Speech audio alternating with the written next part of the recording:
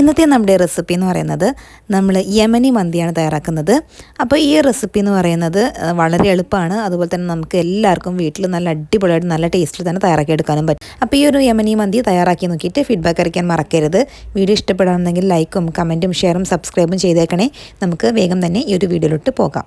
നമുക്ക് നമ്മുടെ ഒരു യമനി മന്തി തയ്യാറാക്കാൻ തുടങ്ങാം. അതിന് വേണ്ടിയിട്ട് അതിൻ്റെ ഒരു സ്പെഷ്യൽ മസാല നമ്മൾ തയ്യാറാക്കി എടുക്കുന്നുണ്ട്.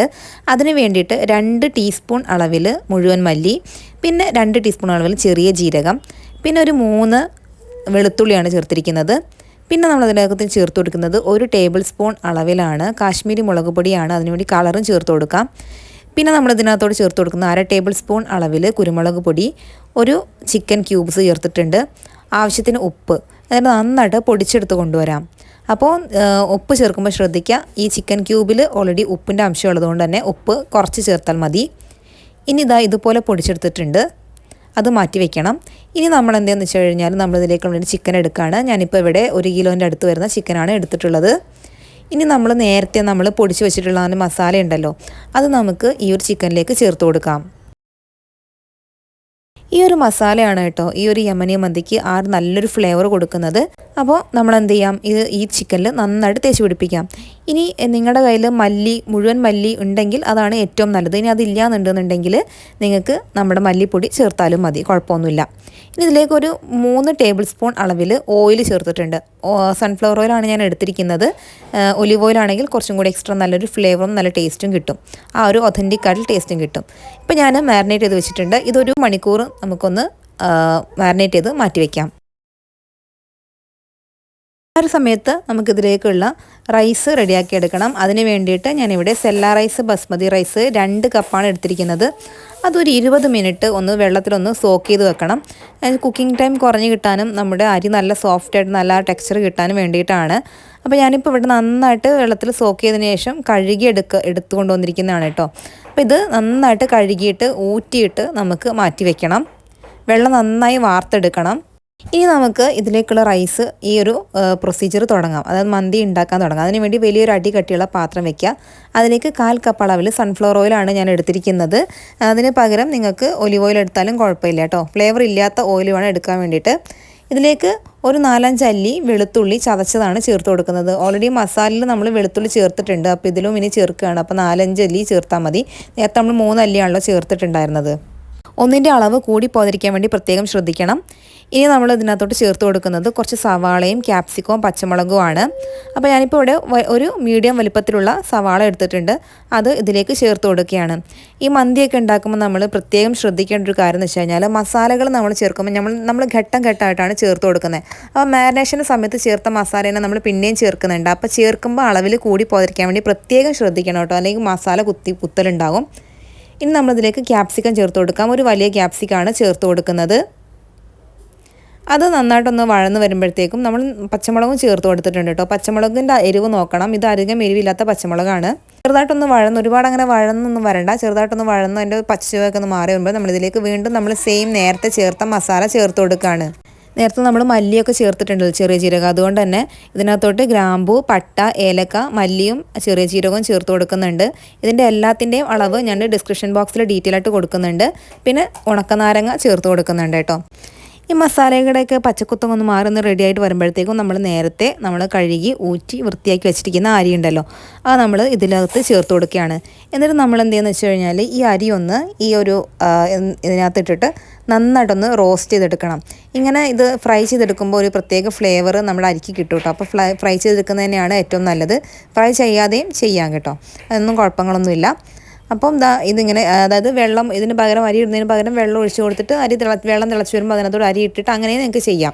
അപ്പം ഞാനിപ്പോൾ ഇവിടെ അരി ഫ്രൈ ചെയ്തിട്ടാണ് ചെയ്യുന്നത്. അപ്പോൾ നമ്മുടെ അരി പെട്ടെന്ന് തന്നെ അധികം ഇങ്ങനെ കുതിർന്ന് പോകത്തില്ല, അതുപോലെ ഒട്ടിപ്പിടിക്കത്തില്ല. ആ രീതിക്ക് കിട്ടാൻ വേണ്ടിയിട്ടാണ് നമ്മളിങ്ങനെ ഫ്രൈ ചെയ്തെടുക്കുന്നത്.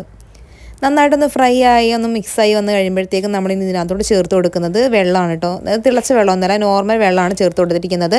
1 കപ്പ് അരിക്ക് 1.5 കപ്പ് എന്ന് പറഞ്ഞ വെള്ളമാണ് എടുത്തിരിക്കുന്നത്. അപ്പോൾ ഞാനിപ്പോൾ ഇവിടെ 3.5 കപ്പ് വെള്ളം ഒഴിച്ച് കൊടുത്തിട്ടുണ്ട്. നമ്മൾ 3 കപ്പ് വെള്ളമാണ് എടുക്കേണ്ടത്. അതിനകത്ത് കുറച്ചും കൂടെ വെള്ളം ഞാൻ ചേർത്തിട്ടുണ്ട്. 3.5 കപ്പ് വെള്ളം ചേർത്ത് കൊടുത്തിട്ടുണ്ട്. എന്നിട്ട് നമ്മൾ എന്താണെന്ന് വെച്ച് കഴിഞ്ഞാൽ നന്നായിട്ട് മിക്സ് ചെയ്ത് കൊടുക്കാം. ഇതിലേക്ക് നമുക്ക് ആവശ്യത്തിനുള്ള ഉപ്പും കൂടി ചേർത്ത് നല്ലതുപോലെ മിക്സ് ചെയ്ത് കൊടുക്കാം. ഇത് നമുക്ക് എന്താണെന്ന് വെച്ച് കഴിഞ്ഞാൽ ഇത് നന്നായിട്ടൊന്ന് ഇങ്ങനെ മൂടി വെച്ച് കൊടുക്കാം, സീൽ ചെയ്ത് കൊടുക്കാം കേട്ടോ. ഇത് ഞാനിപ്പോൾ സിൽവർ ഫോയിൽ വെച്ചാണ് ചെയ്ത് കൊടുക്കുന്നത്. നിങ്ങളിൽ സിൽവർ ഫോയിൽ ഇല്ലയെന്നുണ്ടെന്നുണ്ടെങ്കിൽ ഒരു തട്ട്, അതായത് നമ്മൾ ആവി കയറ്റുന്ന പാത്രം ഉണ്ടല്ലോ, ആ രീതിക്കുള്ള പാത്രത്തിൽ വെച്ച് ചെയ്താലും മതി. അതായത് ആവി കയറാൻ പാകത്തിനുള്ള ഒരു പാത്രമായാലും മതി കേട്ടോ. അങ്ങനെ ഓട്ടയുള്ള പാത്രം അത് വെച്ചാലും മതി. അപ്പോൾ ഞാൻ സിൽവർ ഫോയിൽ കൊണ്ട് നന്നായിട്ട് ടൈറ്റായിട്ട് ഇങ്ങനെ മൂടിയിട്ട് അതിൻ്റെ മുകളിൽ ഞാനിത് വെച്ച് കൊടുക്കുകയാണ്, ഇങ്ങനെ ഓട്ട ഇട്ട് കൊടുക്കുകയാണ് ആവി കയറാൻ വേണ്ടിയിട്ടാണ്. നമ്മൾ ഒതൻറ്റിക് ആയിട്ടുള്ള ആ ഒരു ആവിയിൽ വെന്ത് വരുന്ന ഒരു പുഴുങ്ങി വരുന്ന ആ രീതിയിലുള്ള ഒരു രീതിയിൽ ചെയ്തെടുക്കുന്ന ഒരു മന്തി റെസിപ്പിയാണ്. ഇതിന് മുന്നേ ഞാൻ ചെയ്ത മന്തി റെസിപ്പി അങ്ങനത്തെ ഒരു മന്തി റെസിപ്പി അല്ല, അത് വേറൊരു ഡിഫറെൻറ്റ് സ്റ്റൈലാണ് കേട്ടോ. അതിൻ്റെ വീഡിയോൻ്റെ ലിങ്ക് ഞാൻ ഡിസ്ക്രിപ്ഷൻ ബോക്സിലും ഇതിൽ ഐക്കാർഡിലൊക്കെ കൊടുക്കാം, നിങ്ങൾ എൻ സ്ക്രീനിലും കൊടുക്കാം, അതൊന്ന് കണ്ടു നോക്കാം. അപ്പോൾ നിങ്ങൾക്ക് അതിൻ്റെ ഡിഫറൻസ് മനസ്സിലാകും. ഇപ്പോൾ ഞാൻ ചിക്കൻ ഇതിൻ്റെ മുകളിൽ മൊത്തത്തിൽ തന്നെ വെച്ച് കൊടുത്തിട്ടുണ്ട്.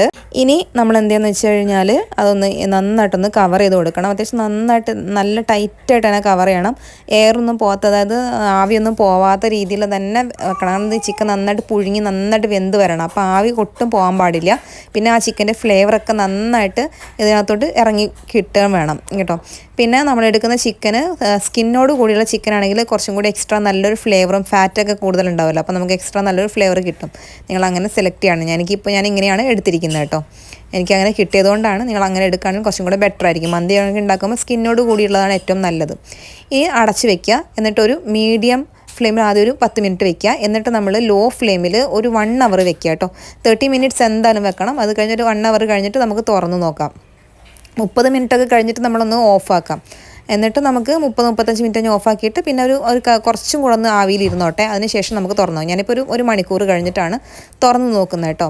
അപ്പോൾ നന്നായിട്ട് ചിക്കൻ വെന്ത് കിട്ടണം. നമ്മൾ ഒട്ടും വേവാത്തൊരു ചിക്കനാണ് നമ്മൾ വെച്ചിരിക്കുന്നത്. അതുകൊണ്ട് തന്നെ കുറച്ച് സമയം ലോ ഫ്ലെയിമിൽ ഇത് കുക്ക് ചെയ്തെടുക്കണം. ഫ്ലെയിം പ്രത്യേകം ശ്രദ്ധിക്കുക. പിന്നെ അടിയിൽ ഒരു തട്ട് വെച്ച് കൊടുക്കണം കേട്ടോ, കാരണം അടിയിൽ പിടിക്കാൻ ചാൻസ് ഉണ്ട്. ഇത് അടി കട്ടിയുള്ള പാത്രം തന്നെ എടുക്കണം. പിന്നെ ഞാൻ പറഞ്ഞല്ലോ, അടിയിൽ ഒരു തട്ട് വെച്ച് കൊടുക്കും. നമ്മൾ ബേക്കൊക്കെ ചെയ്യുമ്പോൾ വെച്ച് കൊടുക്കില്ല, അതുപോലെ ബേക്ക് ചെയ്യുമ്പം നമ്മൾ ഇതുപോലെ ഒരുപാട് ഫ്ലെയിം അടിയിൽ തട്ടാത്ത രീതിയിൽ ഒരു കട്ടിയുള്ള പാത്രം വെച്ച് കൊടുക്കുകയാണെങ്കിൽ കുറച്ചും കൂടി നിങ്ങൾക്ക് നല്ല രീതിക്ക് അടിയിൽ പിടിക്കാതെ കിട്ടും. അങ്ങനെ ഇപ്പോൾ 1-2 മണിക്കൂറോളം നമ്മളിങ്ങനെ സ്ലോ ഫ്ലെയിമിൽ വെച്ചതുകൊണ്ട് തന്നെ അത്യാവശ്യം നന്നായിട്ട് വെന്ത് കിട്ടിയിട്ടുണ്ട്. ഇനി ഇത് നമുക്കൊന്ന് തുറന്നു നോക്കാം. കണ്ടില്ലേ, ആ ചിക്കനകത്തുള്ള ഫാറ്റും എല്ലാം ഇതിനകത്തോട്ട് ഇറങ്ങി വന്നിട്ടുണ്ട്. ഇനി നമുക്ക് പതുക്കെ മിക്സ് ചെയ്ത് കൊടുക്കാം കേട്ടോ. അങ്ങനെ കണ്ടോ, നല്ലൊരു മോയിസ്ചനായിട്ട് തന്നെയാണ് ഉള്ളത്. ഒരുപാട് അങ്ങനെ ഡ്രൈ ആയിട്ടും അല്ല. കണ്ടില്ലേ, നല്ലൊരു മണമൊക്കെ വരുന്നുണ്ട്. അപ്പോൾ നമുക്ക് സൈഡിൽ നിന്ന് ഇങ്ങനെ മിക്സ് ചെയ്ത് കൊടുക്കാം കേട്ടോ. എന്നിട്ട് നമുക്കിത് ഇനി കുറച്ച് പരിപാടികളൊക്കെ ചെയ്യാണ്ട് സ്മോക്ക് ചെയ്യാനൊക്കെ ഉണ്ട്.